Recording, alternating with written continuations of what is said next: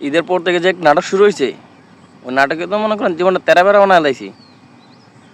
এই ঈদের পর থেকে মনে করেন প্রত্যেকটা এলাকায় 3-4টা করে বিয়া থাকবো, 3-4টা করে দাওয়াত থাকবো, 3-4টা করে মনে করেন ওইনে যাওয়া লাগবো, ওইনে যাওয়া লাগবো। আপনি যদি কেরনে যান ভালো, আর যদি কেরনে না যান তাহলে খারাপ। কে রে ভাই, তো একসাথে সবগুলো বিয়া করা লাগে লিখা? হ্যাঁ, বিয়ার কি সময় গেছে গা? হ্যাঁ, তোরা একসাথে সবগুলো বিয়া করস, কইরা দাওয়াত দেস, দাওয়াত দেয় এখন একজনের কাছে দাওয়াত দেয়, আরেকজনের দাওয়াত দেয় না। একজন মানুষ কয় জায়গায় কে ঘুরে?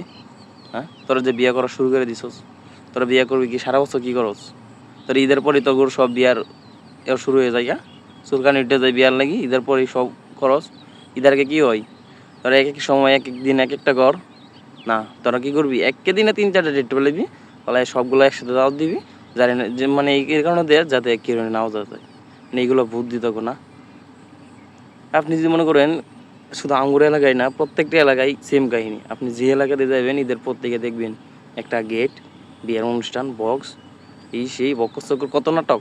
তোর সবগুলো একসাথে করে বসে দাওয়াত দিবে, বয়ে থাকবি, দাওয়াত দিবে, ভাই আজকে আমার বিয়া, কালকে আমার বিয়া, দুপুরে দাওয়াত, জামার সাথে যাওয়া লাগবো, এই সেই কন্যা বাড়িতে যাওয়া লাগবো। কে রে ভাই, তোর বিয়ে করবি ভালো কথা, এক এক দিন এক এক সময় এক একটা ঘর না, তোরা সবগুলো একসাথে করবি, তোর একসাথে দাওয়াত দিবি, একসাথে সব কিছু কাজকাম করবি। যা তোর আর বিয়ে তোরাই, আমরা আর বিয়ে খাইলাম না, এ তো করে বিয়া আমরা খাইলাম না, তো করবি এত করকা। আর যারা আউট লোক আছে সমাজের বাইরে, যারা অন্য জায়গাতে বেড়াতে আইছে, ওরা একটা সব থেকে সহজ বুদ্ধি, বিয়াতে মনে করেন যে কোনো বিয়া খাইতে পারবো। কারণ ওগুলো তো চিনে না জামার পক্ষ নাকি কন্যার পক্ষ, যেই জায়গায় মঞ্চ ওই জায়গায় খাইতে পারবো ধুমধাম, 3-4টা করে বিয়া খাইতে পারবো প্রতিদিন যদি ইচ্ছা করে। এরকম চিন্তা ভাবনা থাকলে শুরু করে দেন, সমস্যা নাই, খাওয়া পারবেন। আর আপনার সব থেকে সতর্ক যেটা, কাবিন। কাবিন কিন্তু দুই দলের কথাবার্তার মধ্যে হয়, কিন্তু ওই দেখা যায় যে অনেক সময় ঝামেলা হয়ে যে জায়গায় আমার এক ভাই বিয়ে করছাল, ওই একটা গেন্দাম বাদ দিল। কাবিন দিয়েছিল 70,000, কিন্তু এই মনে করেন 70,000 লিখতে গিয়া, হ্যাঁ, লেখে লাইছে 70 লাখ। ওটা ওরা ফলো করে নাই, ওটা ওরা ফলো করে নাই। দেখা যাচ্ছে কিছু 3-4 মাস পরে যে বনে গেঞ্জাম ছাইরা দিব, এই সেই নাটক। ওরা যখন খাবিন দিয়ে একবার যায় দিয়ে 70 লাখ, 70,000 জায়গায়। এখন তোমাকে আর আটকেছে এই জায়গায়, 70 লাখ দিব কোন দিকা? যে জায়গায় 70,000 দেওয়া পারে না, ওই জায়গায় 70 লাখ কেমনে দিব? এই দিক দিয়ে একটু সতর্ক থাকবেন। আপনি কাবিন যতই দেন, এটা হচ্ছে আপনারা দুজনের বিষয়, পার্সোনালিরা, ওইটা তো আর আমার কোনো কথা নাই। কিন্তু কথা হইলো গিয়ে, যাই দেন না দেন, যখন লেখে তখন একটু ফলো করেন যে আসলে কত লেখছে। ভুল কিন্তু মানুষের মধ্যে হয়ে থাকে। আপনি তো লিখে গেল, আপনি তো নিশ্চিত জানেন না ঠিকই আছে, ওই অতই লেখছে যত বলছি।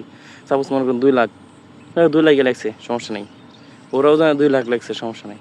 কিন্তু দেখা যাচ্ছে এই মনে করেন যে বিয়ে করা এবার আইব কাজী, লিখে লাগছে 2 লাখের জায়গায় 20 লাখ বাড়াই দিল। আপনারা তো ওইটা মনে করেন ফলো ধরে না, মনে করেন মাথায় পড়ে তো বাড়ি কী হইলো না হইলো, মানে বিয়ে করার সময় এগুলো বিষয় আগে দেখতে হবে। আপনি কাবিন কত দিচ্ছেন না দিচ্ছেন ওইটার বিষয় না। আর কাবিন কিন্তু দুইজনের মাধ্যমে ওই কথাবার্তার মধ্যে হয়ে থাকে। এই একটা বিষয় কিন্তু আপনারা মনে করেন এড়িয়ে যান, ও কাজের উপরে সব নির্ভর করে দেয় না, ঠিক আছে। হ্যাঁ, ওই ঠিক মতন লিখবো ভাই, ও কি ভুল করবো না? হ্যাঁ, ও কি মানুষ না? ভুল হইতে পারে না?